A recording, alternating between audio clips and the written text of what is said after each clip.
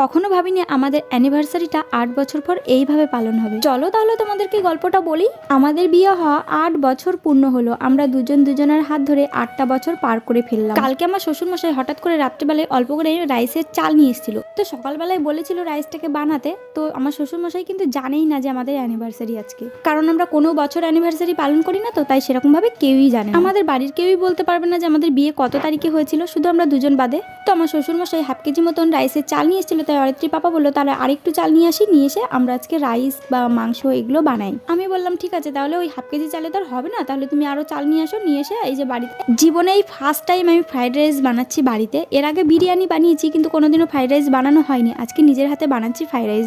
জানি না কেমন হবে, খেয়ে সবাই কি বলবে না বলবে আমি সত্যিই জানি না। আর এখন জানার কোনো প্রয়োজন পড়ে না, এখন ফোন আছে না হাতে, ফোন দেখে দেখে আমি ফ্রাইড রাইসটা বানানো শিখে গেলাম। তো এইভাবে ফোন দেখে দেখে আমি ফ্রাইড রাইস প্রথমবার নিজের হাতে বানালাম। 1 কেজিরও বেশি চাল ছিল, ঠিক আছে, 1 কেজিরও বেশি চাল দিয়ে এই যে বানিয়ে নিচ্ছি। আর সবাইকে কিন্তু দিয়েই খেয়েছিলাম। প্রথমবার বানিয়েছিলাম তো বেশ ভালোই হয়েছিল, খুব একটা খারাপ হয়নি, সবাই কিন্তু ভালোই বলেছে। আমাদের সাধারণ ঘরে আবার অ্যানিভার্সারি আর বার্থডে কোনোটাই পালন হয় না। ভগবান হয়তো এরকম ভাবেই চেয়েছিল আমাদের অ্যানিভার্সারিটা পালন হোক।